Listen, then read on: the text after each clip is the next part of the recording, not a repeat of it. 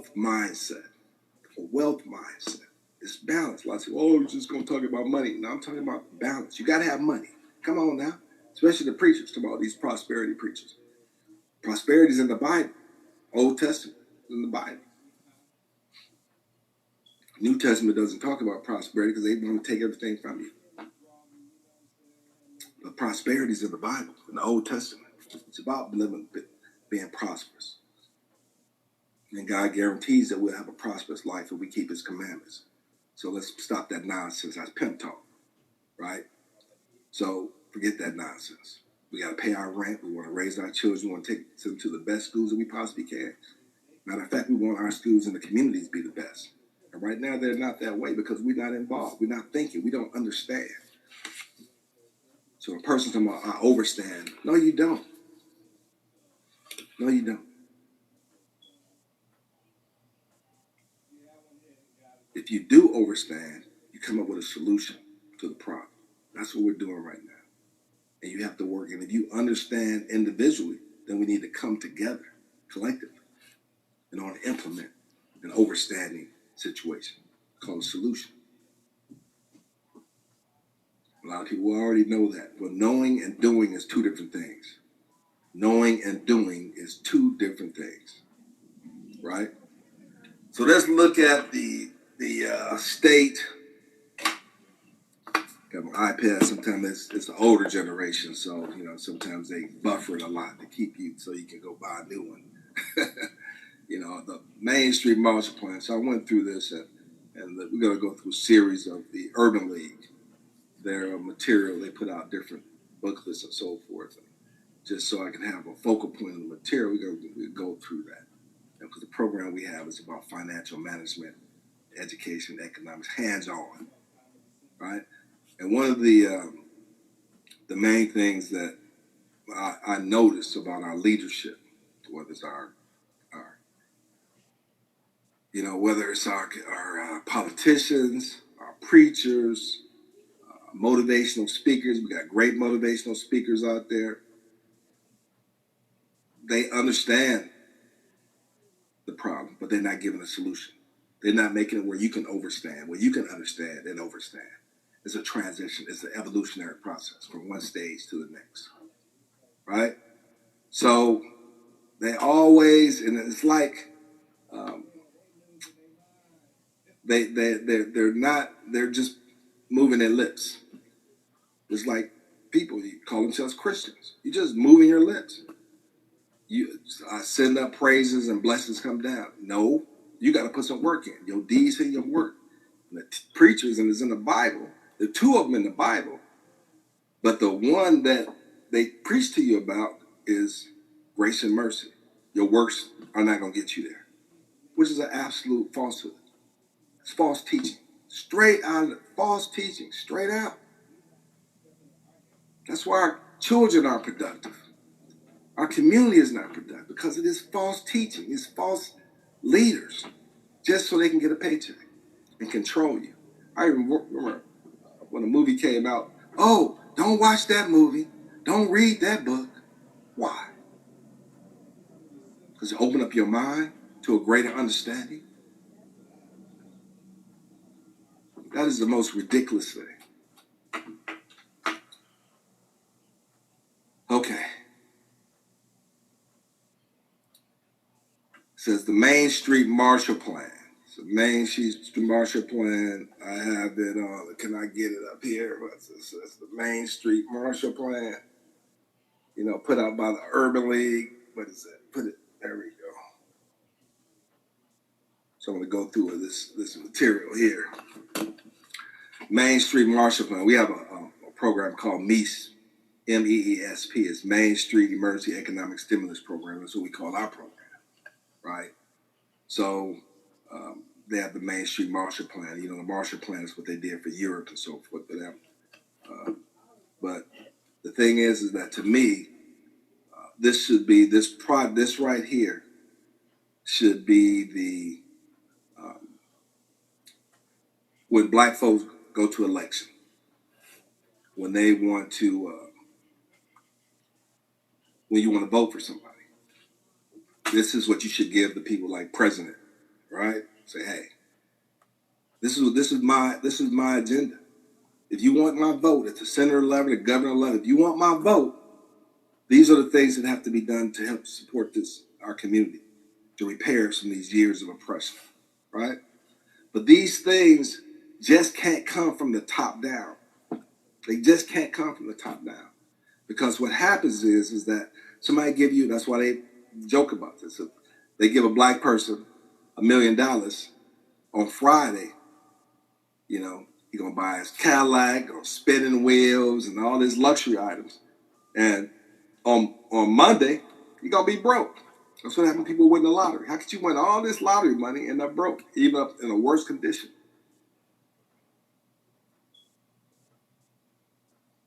And as an attorney, I've given clients large checks, and the year is going to take a time to go through this court system. Like, listen, when you get this money, right, give them a budget. These are the things you're going to go through, right? 9 out of 10 times, 9.5 out of 9 out of 10 times, a lot of them have their worst off situation. And even going through the process. One guy told me his parents left him, between his mother and his grandmother, they left him close to $1 million. But he couldn't think. He spent most of his life in prison. So when he got out, he didn't know how to have a mortgage, or nobody taught him anything. So it turned into, he said, man, this is a curse to me, man. Brother, how could that, you know what I'm saying? You try to talk to them, they can't even take advice. They let some pimpster walk up there and sweet talk him at the door. Oh, don't tell your attorney, man, he's a crook, man. And we got some, end up sucking him in there, talking him into some nonsense. It's on both situations, from the parents that stayed in and then end up homeless at the end of the day. His family left him. Wife told him, you should have paid attention to your lawyer, what he told you. Took the kids and left. We don't have an understanding. We don't have that basic foundation. And if you don't get it now, it's going to affect you down the road. It's going to affect you down the road. It's going to destroy your life. I remember during the housing crisis, right? Right before that, the money was flowing. They're giving you all this free money. And they had this slickster. He had a book out, you know. He had a book, young man. Man, you're not even old enough to get this knowledge. You're not. But he dressed good, smelling good, driving a nice car. And people ripped off for $200,000, $600,000, $800,000. Old people, you know what I'm saying? Selling them a pipe dream because they could not think for themselves. Well, I trust you. It ain't about trust. It's about getting the understanding. So you can overstand when the pimp come talking to you and try to take what you got, that you worked your whole life to get. Athletes who spend their whole life getting in shape, staying in shape, and being on the top of their game, being the best, making it to the pros, end up letting somebody take all their money. Because they didn't surround themselves with business-minded, financial-minded individuals, going into business with a person without a business plan, without a focal point. This person that you go into business with may be a good hustler, but not a good businessman. So let's go through the Main Street Marshall Plan, from poverty to prosperity. A message from the National Urban League president and CEO, this is Mark H. Morial now. It is time for the nation to treat its urban communities and cities as the jewels that they are. Says we are inspired by this undeniable reality to propose a comprehensive plan. Propose a comprehensive plan to rebuild and accelerate the growth of America's urban communities and its people. And by doing so, we accelerate the growth and progress of the nation as a whole. Now, that's a true statement, right? But it's talk. It's just talk. You know, a proposal is just begging for money. You know, first you get just a mini business plan. Of course, you want to put your proposal together so you can follow the concept yourself. So you can follow it. But if you prepare this proposal so you can give it to somebody else so they can fund your dream, it's begging. You're begging. So we're begging. We're beggars. This program then will see that The history teaches us a powerful lesson. Nearly 70 years have passed since post-World War II economic recovery initiative known as the Marshall Plan. That was in Europe, spurred the fastest period of growth in European history. And we financed that. We financed that. Just like the crack epidemic, we financed our own destruction. We financed that, right? They took our money and rebuilt Europe after they bombed all the black people out of the Moors and ran them out of there. And now they took our money and rebuilt it. Industrial and agricultural production skyrocketed. The poverty and starvation of the immediate post-war years disappeared, and Western Europe embarked upon an unprecedented 2 decades of growth that saw standards of living increase dramatically. Now, see,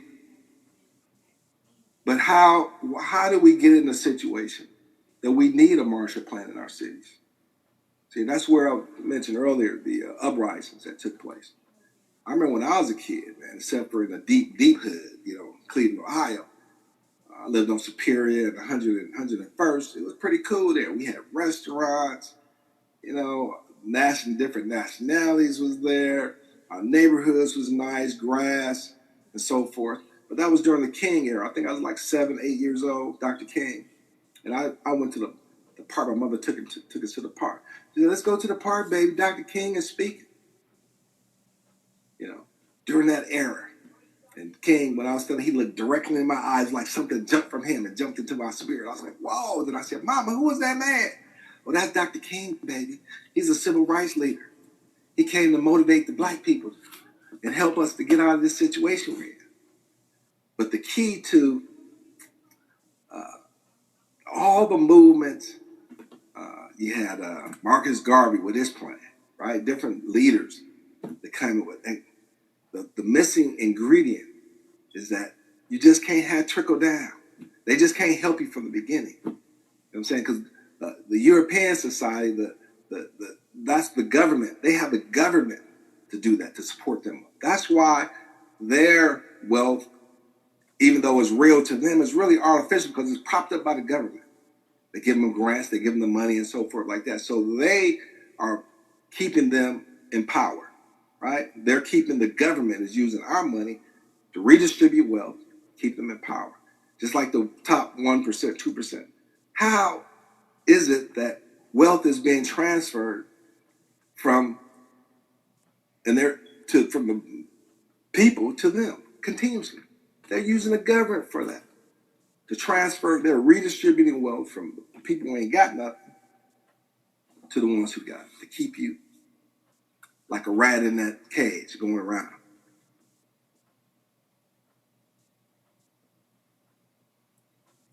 And the inner city, during the civil rights, and we got like 70 major black cities, and 35 of them, my numbers might be a little off, the National Guard came in and destroyed the cities. The National Guard came in and destroyed the cities. I was a kid, mother taking me, running in the house. Get underneath the bed, get underneath the bed. These fools came down our streets, man. They had Jeeps. They had machine guns on top of them. One guy had a bazooka. You know what I'm saying? Riding down our street. I'm like, what the heck is this? She grabbed us and put us underneath the bed. I was like, ain't that something? Praises to Mama. Thank you, Mama. You're a good mama, man. Mom held it down. Thank you, Mama. And they came and destroyed our cities. Until this day, they have not been rebuilt. You go through the communities, these broken down buildings and homes and stuff like that. But remember, land can be rebuilt upon. You keep getting the property, you selling it. That is not the thing to do. You got to think. Think. Don't do that. Just for quick money that's going to slither through your hands. And if you look at it, it says debt instrument on it. It's not money, it's a debt instrument. We're in debt. We're a debtor company. And the whole economy is based on debt. Consumerism. That's not a lasting formula. That's a formula for destruction.